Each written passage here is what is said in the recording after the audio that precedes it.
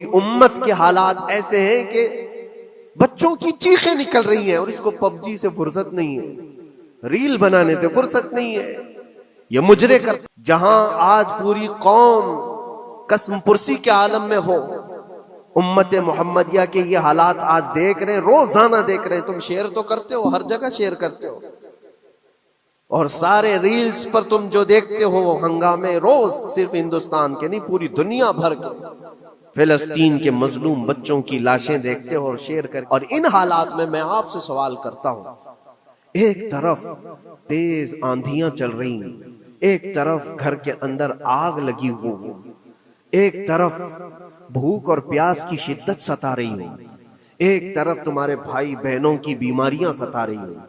جب اتنے سارے معاملات ہو تو اے نوجوانوں بتاؤ تم کیا کرو گے اس وقت؟ رات بھر بیٹھ کر گیم۔ السلام علیکم ورحمۃ اللہ وبرکاتہ۔ دوستو آپ لوگ کیسے ہیں؟ امید کرتا ہوں کہ آپ لوگ خیریت سے ہوں گے۔ اللہ تبارک و تعالی آپ سب کو خوش رکھے، شاد و آباد رکھے۔ جیسا کہ آپ لوگ جانتے ہی ہوں گے کہ آج پوری دنیا میں امت مسلمہ کا کیا حال ہے، کس حالات سے گزر رہے ہیں آج پوری دنیا میں مسلمان، یہ سب آپ لوگ جانتے ہوں گے کہ فلسطین کے اس وقت کیا حالات ہیں، کس طرح کی ویڈیوز، کس طرح کی کلپیں وہاں کی ہمارے سامنے آتی ہیں سوشل میڈیا پر، جنہیں دیکھ کر ہماری روحیں کانپ جاتی ہیں۔ اور اسی طرح سے آپ ہمارے ملک ہندوستان میں ہی دیکھ لیں کہ آئے دن ہمارے خلاف کیا کچھ ہو رہا ہے، کس طرح کے نئے نئے قانون بن رہے ہیں، کس طرح کے بل پاس ہو رہے ہیں۔ دوستو یہ سب بھی آپ لوگ جانتے ہوں گے۔ ایسے حالات ہونے کے باوجود بھی ہمارے مسلمان بھائیوں بہنوں پر کچھ اثر نہیں پڑتا۔ جس طرح سے ان کی زندگیاں پہلے گزر رہی تھیں اسی طرح سے ابھی بھی گزر رہی ہیں۔ کوئی ان سب دیکھنے کے باوجود بھی ہم درس حاصل کرنے کی کوشش نہیں کر رہے ہیں۔ دوستو اسی حوالے سے آئیے ہم مفتی سلمان اظہری صاحب کا یہ بیان سنتے ہیں۔ اس بیان میں مفتی صاحب نے بہت ہی اچھا پیغام دیا ہے آج کے حالات کے اعتبار سے، فلسطین میں جو حالات ہیں اور ہمارے ملک ہندوستان میں جو حالات ہیں اسی کے اعتبار سے بہت ہی اچھا بیان ہے، بہت ہی اچھا پیغام دیا ہے۔ تو آئیے ہم بنا کسی دیری کے مفتی صاحب کا یہ بیان سنتے ہیں۔ آپ سے گزارش کروں گا کہ آپ اس بیان کو سنیں اور اسے زیادہ سے زیادہ شیئر کریں دوستو۔ تو آئیے ہم اس بیان کو سنتے ہیں۔ کسی شاعر نے کہا تھا، جگہ جگہ کے تھک چکے ہیں تمہیں یہ ہنگامے، بالکل، نشاتے لذت خواب گراں بدل ڈالو۔ کیا مطلب ہے؟ روز ایک ایک ہنگامہ ہوتا ہے، تم کو جگا رہا ہے، اٹھ جا اے مسلمان، اٹھ جا۔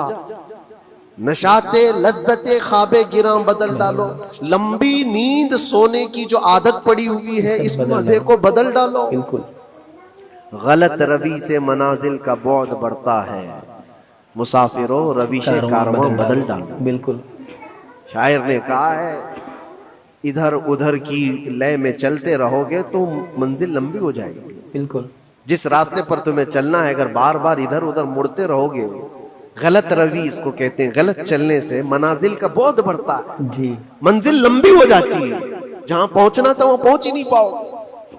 اسی لیے شاعر کہتا ہے مسافروں رویش کارواں بدل ڈالو، قافلے کے چلنے کا جو طریقہ ہے اس کو بدل لو تم۔ بالکل، یہ پوری کی پوری بات ہم پر فٹ ہوتی ہے، چلنے کا انداز بدل ڈالو اے نوجوان۔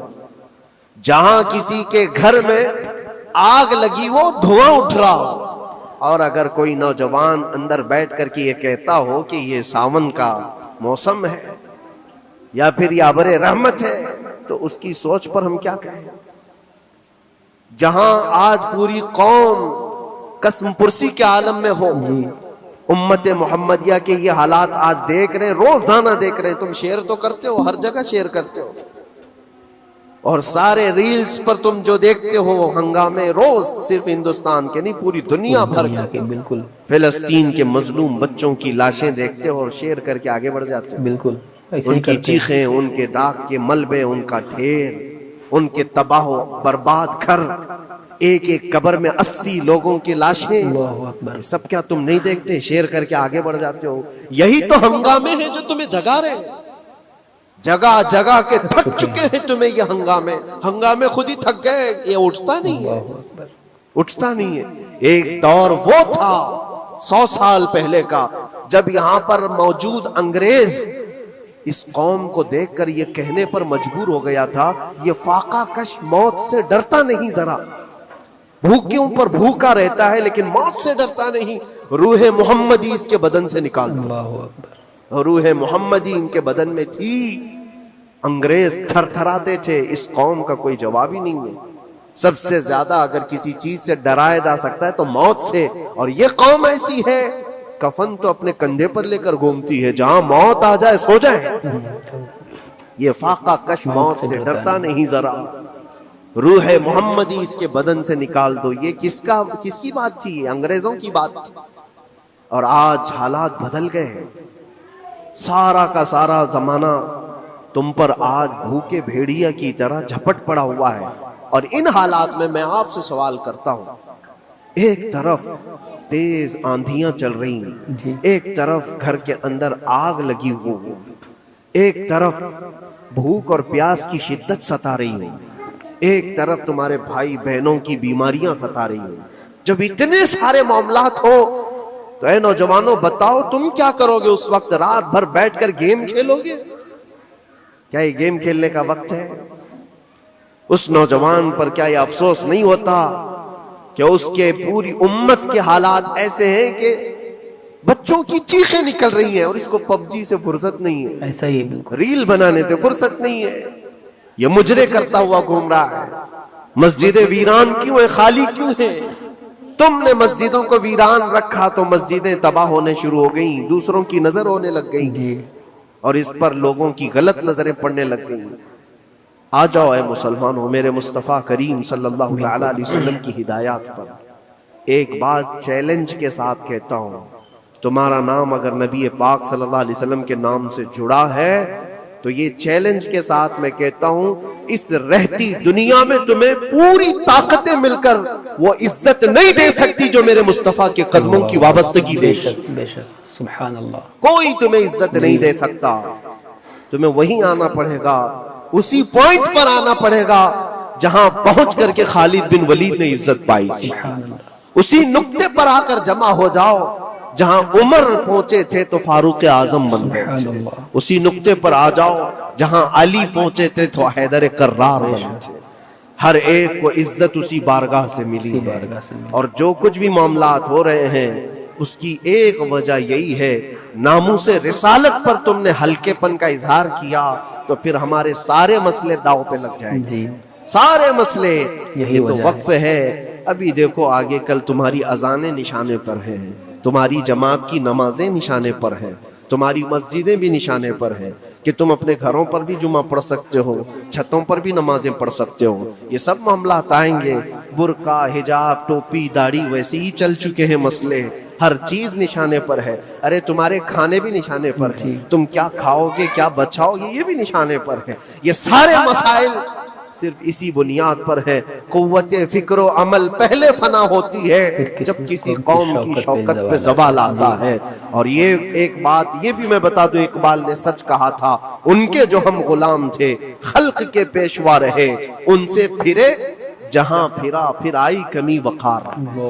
جو کچھ بھی ہوا ہے ہماری عزت و وقار میں کمی کا مسئلہ ان سے پھر جانے کی وجہ سے، نبی پاک سے تم دور ہوئے، یہ عزتوں اور وقاروں میں کمی ہے۔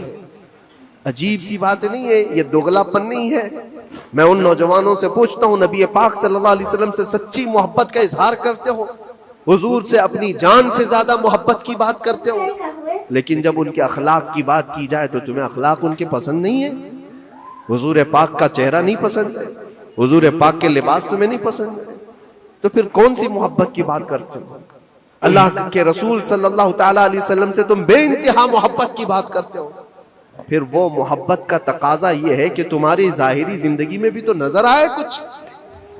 محبت کا تقاضا یہ ہے، تم شرما جاتے ہو، دنیا کیا کہے گی مجھے، دنیا کیا کہے گی، دقیانوسی کہے گی، فنڈامنٹل کہے گی، پرانے زمانے کا کہے گی، میں چہرے پر داڑھی رکھ لوں تو لوگ مجھے پتہ نہیں کیا کیا کوسیں گے۔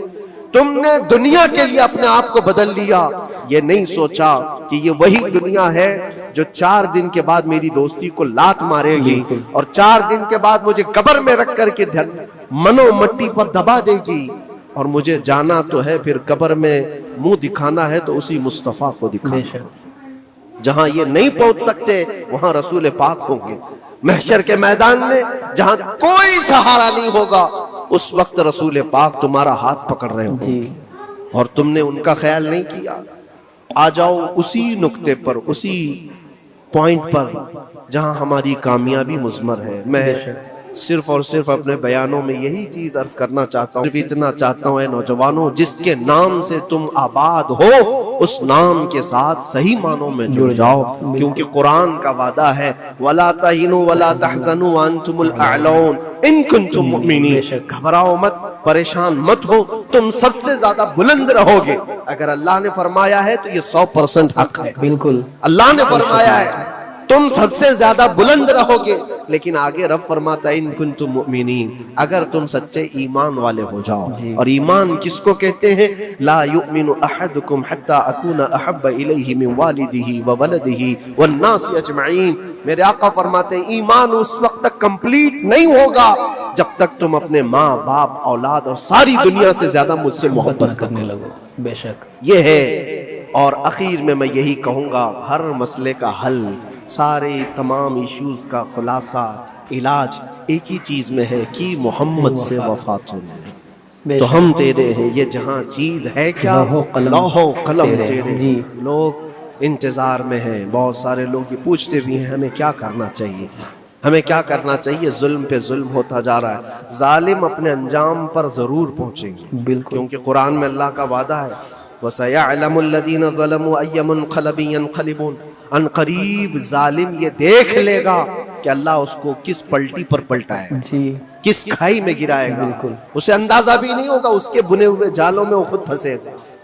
ظالموں کی ایک لمبی تاریخ ہے اور ان کو بھی پڑھنا چاہیے جو آج ظلم کر رہے ہیں، لیکن تمہارا کردار کیا ہو؟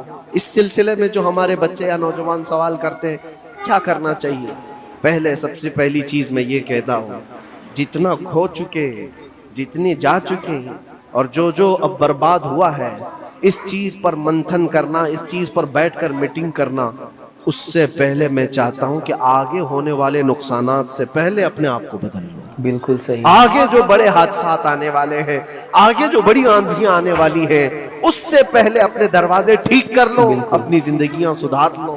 جو ہو گیا ابھی، یہ نقصان تو بہت بڑا نقصان ہے امت کا، جو کچھ بھی ہوا ہے، مسجدیں، معبدیں، خانقاہیں، مزارات، اولیاء کی ذات، بزرگوں کے نام، قرآن، اسلام، دین، یہ ساری چیزوں پر جو حملے ہوئے، لیکن آگے چل کر کے تمہارے وجود پر سوال ہوگا، تمہاری نسلوں پر سوال ہوگا، تمہارے علم دین پر سوال، تمہاری محراب پر، تمہارے ممبر پر۔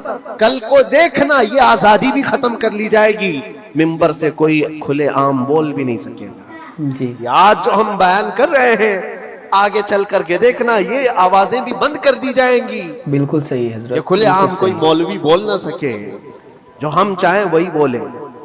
میرے عزیزوں، اس وقت کے ان حادثوں سے بچنے کے لیے میں کہتا ہوں ابھی اپنے آپ کو بدل لو، مسافروں رویش کارواں بدل ڈالو، اٹھو وگرنہ حشر نہ ہوگا پھر کبھی، دوڑو کہ زمانہ چال اپنی چل گیا۔ اللہ کریم ہم سب کی قوت فکر و عمل پھر سے عطا فرمائے، رب تبارک و تعالی ہمیں اتحاد و اتفاق نصیب فرمائے، رب تبارک و تعالی دامن مصطفیٰ میں سارے مسلمانوں کو جمع ہونے کی توفیق عطا فرمائے، گنبد خضرا کی چھاؤں میں مولا ہمیں عزت و وقار عطا فرمائے، رب تبارک و تعالی ظالموں کو جلد ان کے ٹھکانے پر پہنچا دے۔ اے کریم خدا ارحم الراحمین، مولا ہمارے شعائر اسلام کے ساتھ جو کچھ بھی ہو رہا ہے، غیب سے تو مولا مدد کے اسباب پیدا فرما دے، ہمارے درمیان مولا قیادت اور سچی قیادت عطا فرما۔ اے کریم خدا ارحم الراحمین، خصوصاً تیرے دربار میں التجا ہے مولا، فلسطین کے نہتے مظلوموں کی غیب سے مدد فرما، جبرائیل امین کی تائید انہیں عطا فرما، رحمت کے فرشتوں سے ان کی مدد فرما، مولا پورا شہر راکھ کے ڈھیر پر ہے، اے کریم خدا خوشیاں دیکھے انہیں زمانہ بیت گیا، مولا ان کے گھروں میں خوشیاں عطا فرما، اے اللہ ان بلکتی ہوئی ماؤں کو، ان کی جو گودیں اجاڑ دی گئی ہیں، ان کے گھر جو برباد کیے گئے ہیں، ان کے شہیدوں کو قبول فرما، ان کے زخموں کو مولا تو شفا عطا فرما۔ اے کریم خدا خصوصیت کے ساتھ ان کے، ہمارے اور تیرے دشمنوں کو ہلاک و برباد فرما دے، ان کی زمین ان کے لیے تنگ فرما دے۔ ربنا وآتنا ما وعدتنا على رسلك ولا تخزنا يوم القيامة انك لا تخلف الميعاد برحمتك يا ارحم الراحمين، وآخر دعوانا الحمد لله رب العالمين۔ تو میرے بھائیوں آپ لوگوں نے اس پورے بیان کو سن لیا. کیا ابھی بھی ہمارے لیے وہ وقت نہیں آیا کہ ہمارے دل جو ہیں اللہ کی بارگاہ میں جھک جائیں, ہم اپنی گناہوں سے توبہ کر کے اللہ کی بارگاہ میں چلے جائیں, اپنی مسجدوں کو آباد کر لیں. آپ دیکھیں کس طرح ہماری مسجدیں ویران ہیں. آج ہمارے اوپر یہ مصیبتیں کیوں آئی ہیں, جیسا کہ آپ نے بیان سنا کہ اس کی وجہ کیا ہے.